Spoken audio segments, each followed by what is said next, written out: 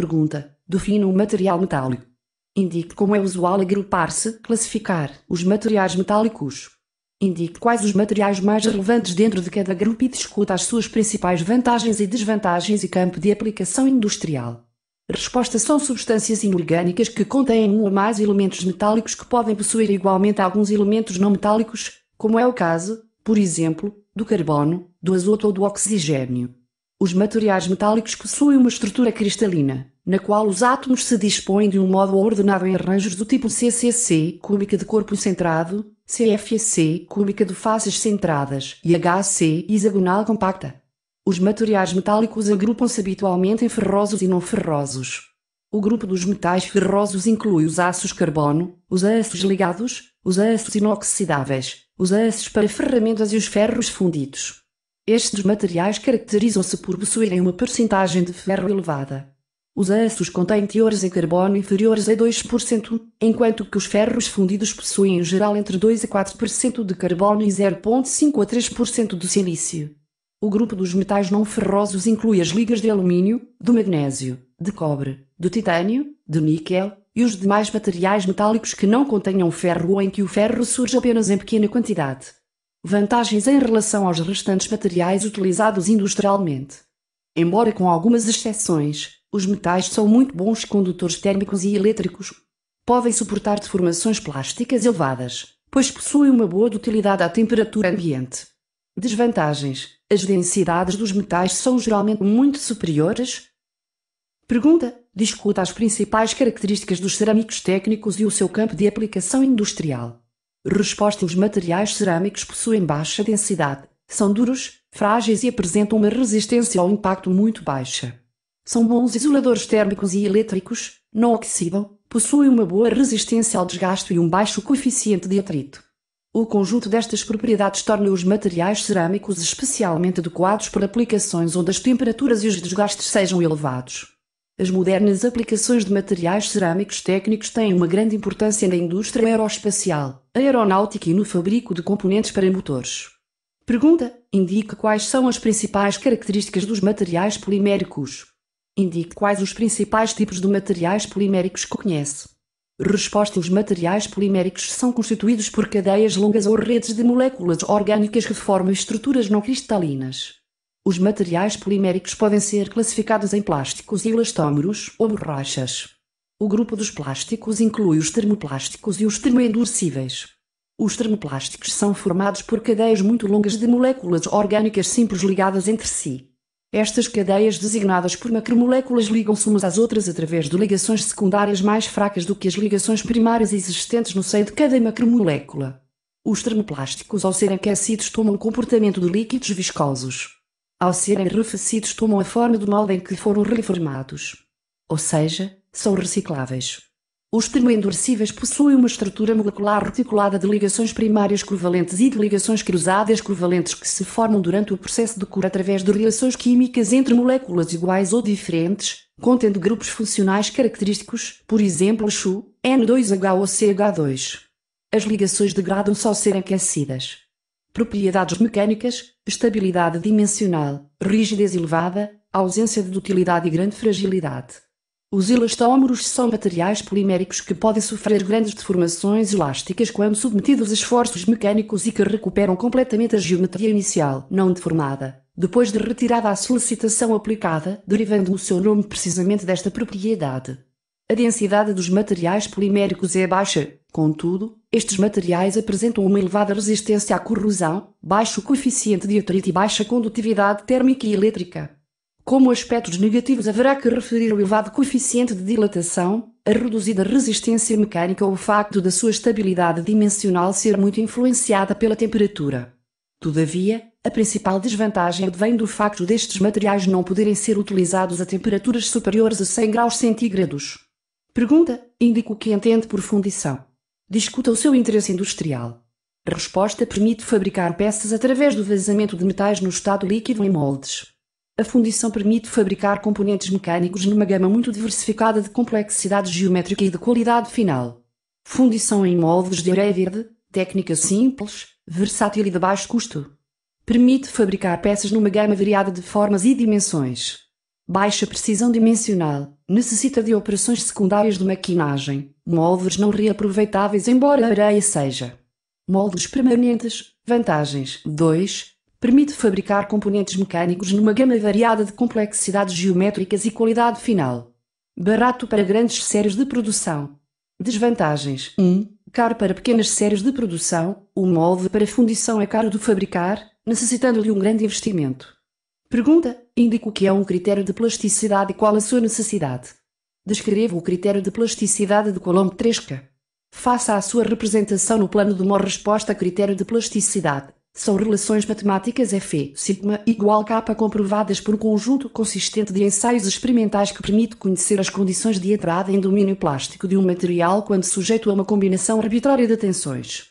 Coulomb-Tresca, o critério de plasticidade de Tresca considera que a deformação plástica tem início quando a tensão de corte máxima, mas ultrapassa um valor crítico, K.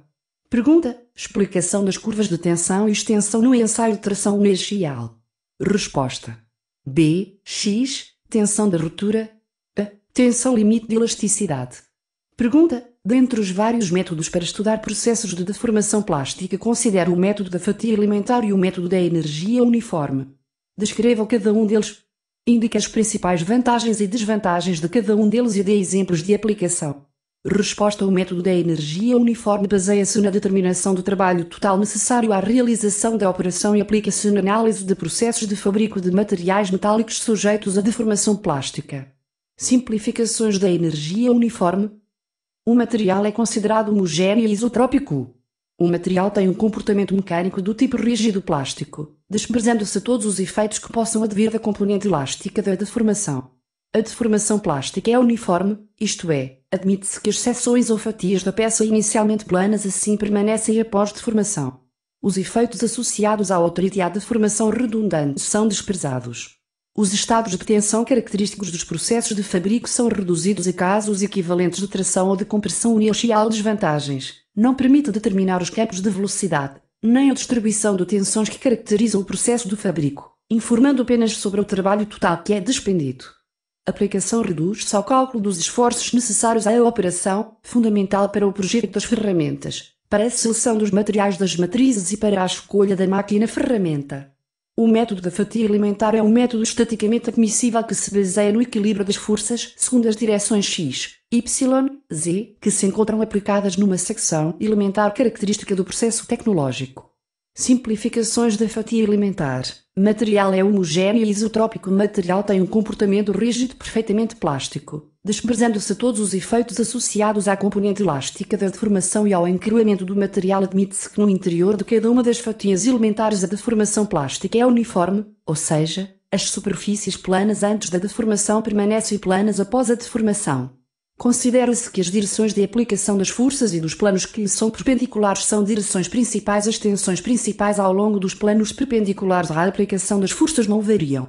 As forças de atrito entre o material e as ferramentas são incluídas no balanço de forças, mas o seu efeito não influencia nem a orientação das direções principais, nem a geometria final da peça. Pergunta: considere o processo de forjamento a morno. Descreva-o e discuta as suas vantagens e desvantagens. A resposta: utiliza uma gama de temperaturas que permite combinar as vantagens do forjamento a frio com as do forjamento a quente. No caso do forjamento a morno dos aços, as temperaturas recomendadas variam entre os 450-850 graus centígrados, sendo os limites inferior e superior condicionados pelo aumento excessivo da força, temperaturas mais baixas, e pela oxidação, temperaturas mais elevadas. Vantagens: 2. O forjamento a morno dos aços não exige operações de fosfatação e ensaboamento e pode eliminar a necessidade de realização de tratamentos térmicos a montante e a jusante da operação. Pergunta: descreva o que entende por forjamento em matriz aberta e forjamento em matriz fechada. Discuta as suas vantagens e desvantagens. Resposta: forjamento em matriz aberta. O escoamento do material não é, ou é apenas ligeiramente, constrangido lateralmente. As matrizes possuem geometrias simples. Forjamento em matriz fechada. O escoamento do material é constrangido lateralmente. As matrizes aplicam forças de compressão em regiões localizadas da peça. O constrangimento lateral que as matrizes impõem à deformação plástica do material é diminuto, ou mesmo inexistente, e a forma final da peça é obtida por intermédio da sua manipulação, eixo, avanço, rotação. etc., entre golpes sucessivos da prensa. O forjamento pode ser ainda classificado pela temperatura, quente, morno e frio. Vantagens da matriz aberta: baixo custo de operação. Domínio de aplicabilidade muito adequado ao fabrico de pequenas séries. Boa de qualidade ao fabrico de peças com dimensões, geometrias e pesos muito variados. Assegura o fabrico de peças com excelentes propriedades mecânicas, nomeadamente boa resistência mecânica, boa dutilidade e boa tenacidade e resistência à fadiga. Desvantagens e limitações da matriz aberta: apenas pode ser aplicada a formas geométricas simples. Não permite obter tolerâncias de fabrico apertadas, devendo a forma geométrica final das peças ser obtida à custa de operações subsequentes de maquinagem e ou retificação. Possui uma cadência de produção baixa. Necessita de operários especializados e com algum grau de perícia. Forjamento em matriz fechada. A matéria-prima, a uma temperatura adequada, é deformada pela ação das matrizes que, ao deslocarem-se uma em direção à outra, imprimem a forma negativa das cavidades. A matéria-prima, geralmente sob a forma de varão ou barra, deve ser cortada com uma dimensão tal que o seu volume assegure o enchimento das cavidades das matrizes e garanta a formação da rebarba. Forjamento convencional, destinado ao fabrico de peças com complexidade de forma e tolerâncias geométricas que se enquadrem nos padrões gerais do fabrico. Forjamento de precisão, destinado ao fabrico de peças na forma final ou quase final, em grandes séries de produção e com tolerâncias geométricas bastante mais apertadas do que as habitualmente utilizadas no forjamento convencional. Vantagens: 6. Grandes séries de produção, boas tolerâncias geométricas, permite reduzir ou eliminar operações secundárias, optimiza o consumo de matéria-prima, reduz o consumo de energia, diminui ou anula custos associados à transformação de desperdícios. Pergunta: discuta a influência da temperatura no processo de forjamento. Resposta: o pré-aquecimento e o controle adequado da temperatura da matriz durante o ciclo de fabrico permite maximizar a vida e o desempenho das ferramentas de forjamento. Matrizes frias extraem mais calor da peça forjada e conduzem ao aumento das pressões e das cargas de forjamento. Podem inclusive apresentar um comportamento frágil e serem suscetíveis à fissuração. Matrizes excessivamente quentes podem perder dureza e resistência ao desgaste devido a fenómenos localizados de amaciamento. Temperaturas críticas no aquecimento e funcionamento das matrizes. Temperatura crítica de revenido, que no caso dos aços ferramenta para trabalho quente varia entre 425 e 600 graus centígrados. Temperatura de transformação ferrita-austenite 723 C. Os regimes irregulares de funcionamento são caracterizados por darem origem a variações/oscilações térmicas significativas, as quais podem, eventualmente, estar na gênese de fenómenos de fissuração de natureza térmica. Pergunta: discuta a necessidade de se utilizarem pré-formas no forjamento em matriz fechada. Resposta: o projeto de concepção de pré-formas é uma das fases mais críticas e difíceis. No decurso das operações intermédias em matriz fechada, o material deve distribuir-se no interior das matrizes de modo a satisfazer os requisitos. 5. Assegurar o escoamento do material sem ocorrer defeitos. Assegurar enchimento completo das cavidades e características mecânicas. Assegurar propriedades metalúrgicas e características mecânicas especificadas para a peça final. Minimizar perdas de material para a rebarba. Minimizar desgaste da matriz de acabamento, reduzindo ou evitando o movimento relativo do material nas superfícies da matriz. É importante procurar compreender a cinemática do escoamento do material no interior da matriz. Deve-se identificar as superfícies neutras, pois o material partindo destas flui segundo direções perpendiculares ao movimento das matrizes de forjamento.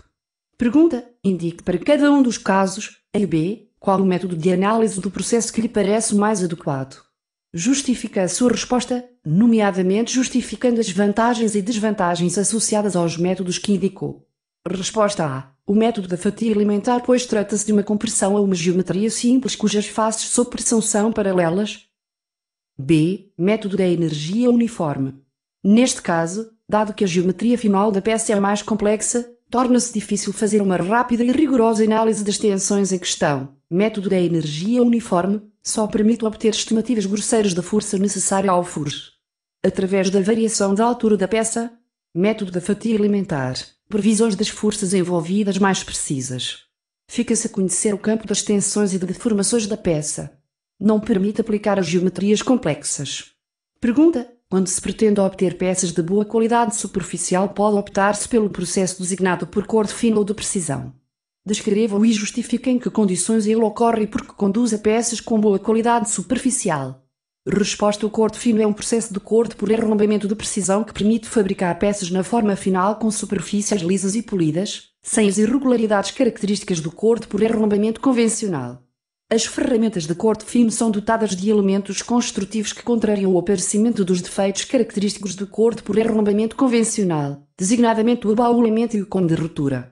A ação combinada do encostador, do anel de retenção e do encostador/desembainhador permite introduzir estados hidrostáticos de compressão na zona solicitada, os quais irão contrariar a formação de fendas e permitir que o corte se processe integralmente em domínio plástico, dando origem a superfícies completamente lisas e brilhantes. Pergunta: se pretende-se obter o furo interior da anilha, diâmetro de 10 mm, com excelente acabamento, poder-se utilizar, por exemplo, o denominado chavinho ou aparamento.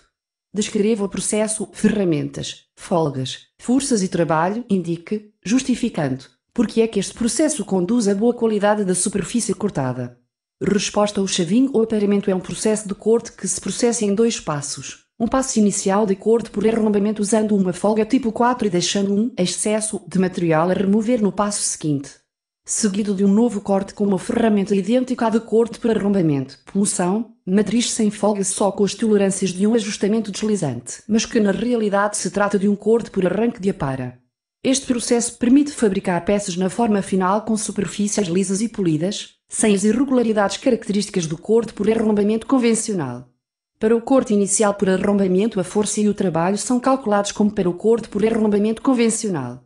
Para o segundo corte, uma vez que se trata de corte por arranque de apara, utiliza-se o método de cálculo da força e do trabalho do corte que se irá analisar quando do estudo do corte por arranque de apara, mas que se pode desde já adiantar serem dadas por força de corte igual pressão específica de corte x secção de corte igual excesso de material a remover x perímetro corte pressão específica de corte igual 3 a 5 x a tensão da ruptura do material assos trabalho de corte igual força de corte x a espessura da chapa potência de corte igual trabalho de corte x cadência da prensa. Pergunta: para o caso da questão anterior, admita que pretendia reduzir a força exigida à prensa. Indique quais as possíveis soluções que poderia usar e discuta as suas vantagens e desvantagens relativas. Indique, justificando que cuidados deveria ter na seleção da nova prensa. Resposta: decalagem de punções, 2 ou mais punções atuam em fases consecutivas. Se houver punções de elevada dimensões e pequenas dimensões, deve fazer-se atuar em primeiro lugar os punções maiores e só depois os menores. Se for ao contrário, corre-se o risco de fraturar os punções mais pequenos porque vai haver deformação do arco, chapa, que provocará uma solicitação adicional nos punções pequenos. Desvantagens: 3. O curso da ferramenta aumenta. A penetração dos punções nas matrizes é maior. Nem sempre é possível manter a resultante das forças de corte centrada relativamente ao eixo da prensa, inclinação dos punções ou da matriz. Pergunta: indique quais os métodos de quinagem que estão representados na figura anexa. Descreva-os e discuta as suas vantagens e desvantagens relativas. Indique os seus campos de aplicação. Resposta: quinagem ao ar. O ângulo entre as abas da chapa a formar é estabelecido pela penetração do cunho na matriz. As forças envolvidas são baixas, mas a precisão dimensional é limitada, devido à recuperação elástica que o material sofre após a deformação plástica, alternando a geometria final da peça. Quinagem ao fundo. A chapa é esmagada entre o cunho e a matriz e a folga entre cunho e matriz é inferior à espessura da chapa. Geralmente utilizada para capas de espessura inferior a 3 mm e permite reduzir, ou até mesmo eliminar a recuperação elástica. A força necessária para a operação é consideravelmente superior à da quinagem ao ar, podendo o valor triplicar ou quintuplicar. Quinagem em V. A chapa é deformada até encostar às ferramentas, sendo a folga entre o cunho e matriz igual à espessura da chapa. A operação é mais precisa que a anterior e é geralmente utilizada para quinar chapas com ângulos de 90 graus ou ligeiramente inferiores, com espessuras que podem variar entre os 0,5 e os 25 mm. Vantagens da quinagem no ar relativamente à quinagem a fundo. A quinagem pode ser efetuada em máquinas ferramenta de menor capacidade, pois a força e a energia necessárias são menores. O desgaste e o perigo de inutilização das ferramentas é menor. O mesmo conjunto cunho/matriz pode ser utilizado para efetuar dobragens de diferentes ângulos, reduzindo-se os custos de preparação e montagem das ferramentas. Vantagens da quinagem a fundo relativamente à quinagem no ar. Peças mais precisas, podendo serem formadas com raios de quinagem inferiores à espessura da chapa. Redução ou mesmo eliminação do fenómeno de recuperação elástica. A quinagem é sobretudo aplicada a pequenas séries de fabrico. Contudo, o estado atual do desenvolvimento das quinadoras industriais, associado à robótica e à utilização de máquinas ferramenta complementares de apoio à produção, tem vindo a permitir a sua integração em linhas de produção em série. No entanto, convém salientar que através da quinagem se podem obter inúmeras geometrias, desde as mais simples às mais complexas, sendo, por isso, variado o seu campo de utilização como processo de fabrico. Destacam-se o fabrico de balcões frigoríficos, de mobiliário metálico, de chassis para a indústria automóvel, agrícola ou ferroviária, de estruturas metálicas para painéis de casas pré-fabricadas, para coberturas, para contentores, para transportadores, etc. Pergunta, indique, justificando, como calcularia o planificado de uma peça, a força e o trabalho numa operação de quinagem ao ar. Resposta: para se determinar as dimensões da estampa plana é necessário conhecer-se o comprimento da fibra neutra, e underscore N. De acordo com a norma DIN 6.935, o comprimento da estampa plana será dado por a dividir por I igual a mais B mais L. O valor de L é dependente do ângulo a dobrar, ver formulário. Para determinar a força necessária à quinagem em V no ar, começamos por fazer as seguintes simplificações: encruamento do material não considerado, forças de atrito desprezadas, reações de matriz consideradas verticais. Para obter a força necessária, o momento fletor na secção central da chapa será dado por a dividir por M igual a FV/4, sendo V o ângulo a dobrar. O momento plástico necessário para plastificar a totalidade da secção transversal da chapa é dado por a dividir por M igual a underscore I, BH acento circunflexo 3/4. Igualando os dois momentos, ficamos com F igual a underscore I, BH acento circunflexo 3/V. Esta expressão não é capaz de fornecer estimativas muito corretas para o valor da força dado as simplificações feitas no início. Assim sendo, a norma DIN 6.935 propõe um facto corretivo, K, dado por a dividir por K igual a mais 4H/V. Ficamos então com F igual a K underscore I, BH acento circunflexo 3/V. O trabalho de quinagem é dado pela área delimitada pela curva da força de quinagem num gráfico FVS deslocamento do cunho. W underscore Q igual a Q underscore WFP em que Q underscore W é um coeficiente que depende do tipo de evolução que a força de quinagem tem com o curso do cunho, variando geralmente entre 0,5 e 0,8. Pergunta: na dobragem de tubos de parede fina podem ocorrer dois tipos de defeitos/problemas, engelhamento e fissuras. Diga, justificando, em que zonas do tubo dobrado podem ocorrer cada um dos referidos defeitos e analise, justificando, a sua causa. Resposta: as tensões tangenciais underscore são responsáveis por reduções de espessura nas zonas em tração e aumentos de espessura nas zonas de compressão. Engelhamento, na zona inferior da dobra do tubo devido às forças de compressão. No caso da espessura das zonas em compressão ser muito reduzida, as tensões tangenciais podem dar origem a fenómenos de instabilidade por pressoflexão que originam o engelhamento da parede interior do tubo. Fissuras, na zona superior da dobra do tubo devido às forças de tração. Ver a imagem da página 605 do livro. Pergunta: um dos principais problemas associados ao processo de quinagem ao ar é a denominada recuperação elástica ou efeito de Mola. Diga o que entende por efeito de Mola. Discuta, justificando, a sua origem. Indique, justificando, quais os métodos que conhece para minimizar ou eliminar a recuperação elástica. Resposta: o fenómeno de recuperação elástica ou efeito de Mola acontece sempre que a solicitação exterior que originou a flexão é retirada. Assim, tanto o ângulo de dobragem, como o raio de curvatura aumentam, modificando-se a geometria da peça. Uma das principais dificuldades da quinagem ao ar reside no controlo deste fenómeno, o qual se faz sentir quando as solicitações que provocaram a deformação plástica, geralmente numa zona muito localizada. Métodos de minimização ou eliminação da recuperação elástica, correção ou compensação dos ângulos das ferramentas durante o seu projeto, para quinagem no ar, correção do valor de profundidade de quinagem com o valor correspondente ao de recuperação elástica, para operações de quinagem no ar, dobragem com forças de tração, como o momento necessário à deformação é reduzido, também a recuperação elástica será menor, substituição da quinagem no ar pela quinagem a fundo, realização das operações a temperaturas elevadas, já que a recuperação elástica vem reduzida com a diminuição da tensão limite de elasticidade. Pergunta: é usualmente aceito que a estampagem de peças de parede lateral cônica é uma operação difícil? Analise, justificando, a veracidade da afirmação anterior. É na zona C de que atua a tensão que realiza a estampagem. A zona cônica está sujeita a um estado de tensão uniaxial de tração e transfere a força existente na secção C para a secção D. Ao tentar estampar uma superfície cônica, e dado que a pressão é dada pela força A dividida pela área, como a parede cônica embaixo tem uma área muito menor, a pressão vai ser muito maior em C.